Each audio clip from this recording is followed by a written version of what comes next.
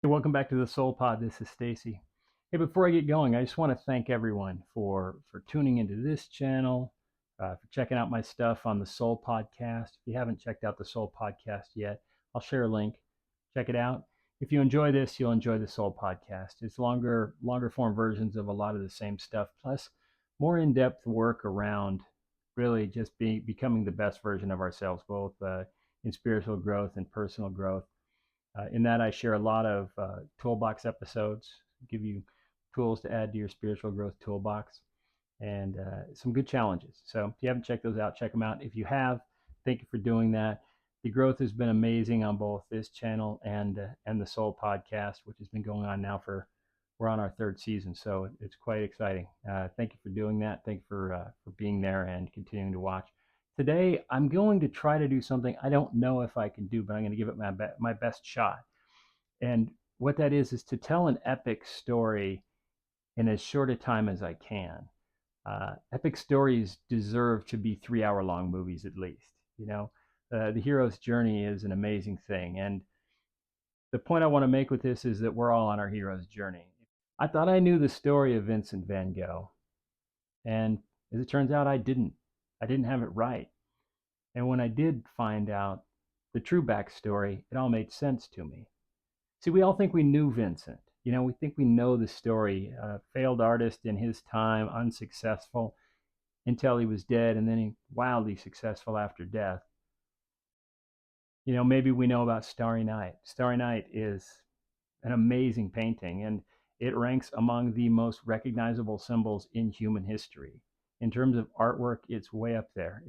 That and the Mona Lisa always fall into the top two when people say, name an image, People know him. It's that big. But he didn't know any of that success in his lifetime. Van Gogh once wrote his brother Theo, and he said, "For my part, I know nothing with any certainty, but the sight of stars makes me dream." I love that quote because it matches that painting so perfectly. But I want to talk about that iconic image and that iconic man. The big parts of the story that stuck out for me are this, and these are the ones that I think it's important to know, not because you need art history or because you need to know the story of Van Gogh, but because you can apply it to your own journey when you understand it. That Van Gogh was just a man. He was just a man who finally embraced the journey towards himself and cast off the expectations others had for him. So here we go. Vincent van Gogh was not the first Vincent van Gogh. He was the second Vincent van Gogh. His parents had a little boy. You see, this is a story of three brothers. The first brother was Vincent van Gogh the first, who died as a baby.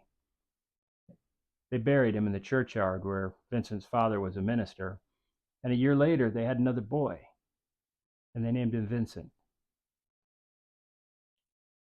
Shortly after that, a couple years followed, and Theo was born, who was Vincent's younger brother and adored him from the day he was born till the day Vincent died. And it was an amazing connection.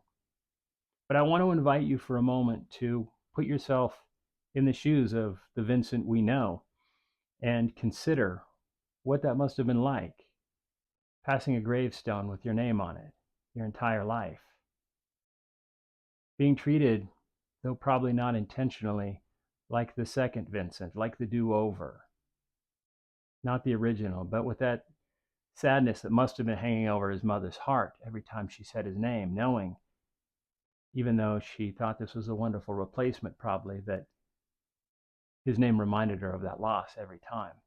Was it any wonder that Vincent was an odd child, that he used to go for long walks by himself in storms, sometimes at night, which was a very dangerous thing to do in the 1800s in the forest? Is it strange that he turned out unusual, odd, peculiar, and he didn't really conform well, even though he tried desperately to conform well? Vincent grew up, and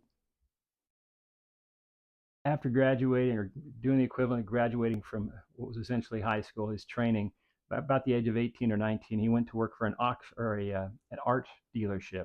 His uncles on his mother's side were art dealers. They worked for an art dealer, very prestigious job in 1870 something. This was mind you, only about 10 years after the American Civil War. So, most people didn't work in those sorts of fields. Very prestigious job. But as it turns out, he wasn't well suited for it. He tried for a very long time to work in this field, but he had the wrong temperament for it. Before he was released, he got a job for his younger brother Theo in the same field, and his brother did very well. But Vincent was asked to go, which was a shock and a depression for his parents, who were happy to tell him that he was a failure and that he's bringing shame to the family name. He's shaming the Van Gogh name.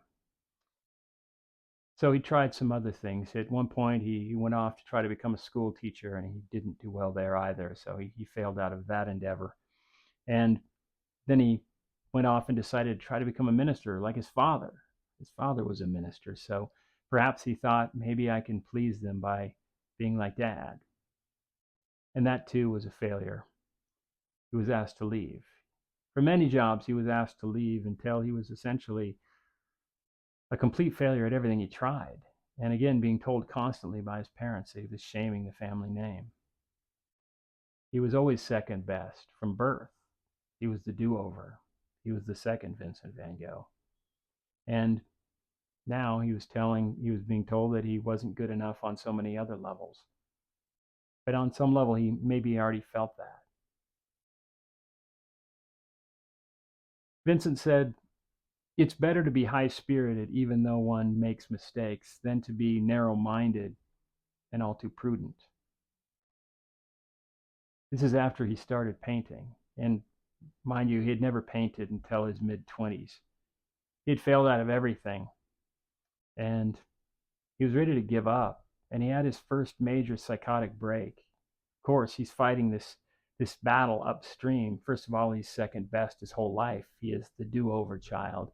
He is the second Vincent van Gogh. He gets to see his name carved in stone as he walks by it in the churchyard. And he's tried desperately to be the person he's supposed to be. He's been told he's supposed to be.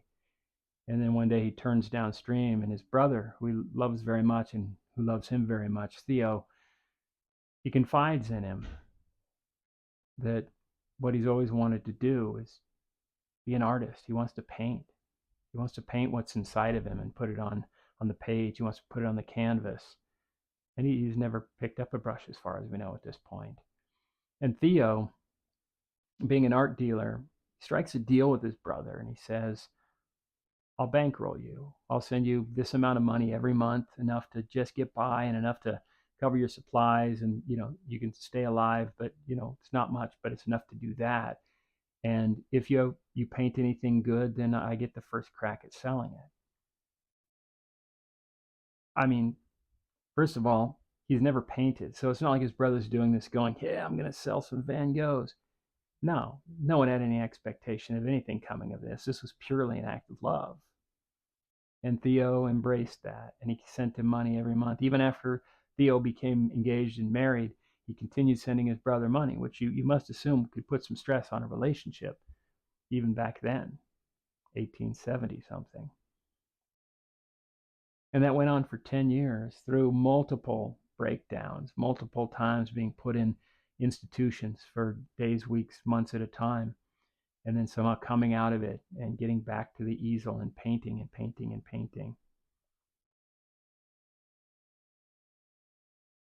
Vincent, everything we know about him, all the great quotes, the ones I'm sharing today, and all the things that were in his words, these were all from letters he wrote his brother.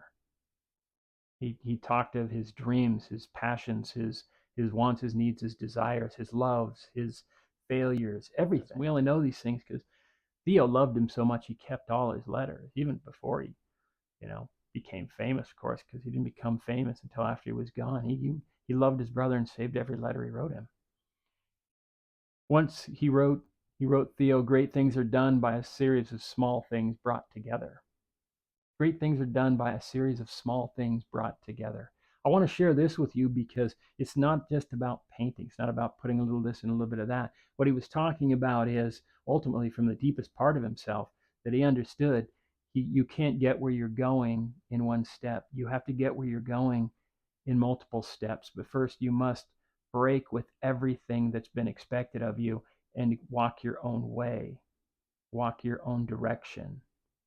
He wrote, Theo, normality is a paved road. It's comfortable to walk, but no flowers grow on it. That's normality. That's doing what your parents tell you you're supposed to do, being what you're told you're supposed to be, conforming. Have you ever tried something because you were told you're supposed to, or, committed yourself to it? Or even worse, have you not tried something because you were told you're not supposed to do that? You're not supposed to be this. You're not supposed to be that. You're supposed to be this. Conform to this expectation. Raise your family name up. You need to be this kind of person. So you don't go for that thing that you want to go for. Instead, you get on that normal paved road where no flowers grow. Vincent didn't get on that normal paved road.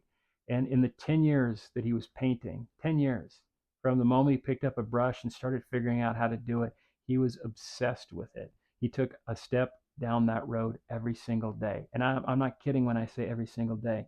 Vincent is said to have painted or created 2,100 or more works of art as sketches, as oil paintings, as watercolors. 2,100. If you do the math on that over a 10-year period, mind you, he's in and out of institutions at the same time, he's painting or creating one piece of art at least once every 2 days, almost once a day, almost one piece of art a day. He was absolutely committed to it. When he finally figured out what he wanted to do, he went straight for it, and he committed himself to it. Now, none of us are probably going to take that level of commitment, but you got to understand, he had been held back for so long from being true to himself that when he finally became true to himself, there was nothing to stop him. Nothing. He wrote his brother that people thought that he was a beggar. He was nobody. He was the lowest of the low and always would be. And he was okay with that because what he was doing mattered more. He was going for his dreams, his passions, everything that truly mattered. You got to take that first step, and then that next step, and then that next step. Starry Night was painted at night, looking out of a window of an infirmary he was in, an insane asylum, where he had checked himself into for a few months and ended up being there for about a year, they say. Starry Night was painted looking out of the pane of a glass of a window at a field below, and embellished with the stars that he dreamed in his mind. The greatest paintings, one of the greatest paintings of all time, one of the most recognizable symbols in humanity, was painted from the window of an insane asylum by a man who was named for a dead little boy. And when Vincent died by a self-inflicted gunshot wound, he probably thought he had brought shame to his family name. But if you think about Van Gogh now, what do you think of? Would we have even known that name if it weren't for Vincent? What are you not doing today? What are you not doing today that you should be doing that'll get you closer to your dream? It'll get you closer to that thing that you've always wanted.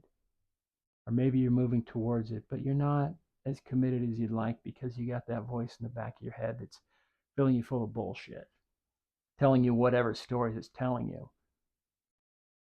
Why you can't, why you shouldn't, why you'll fail, whatever the story is.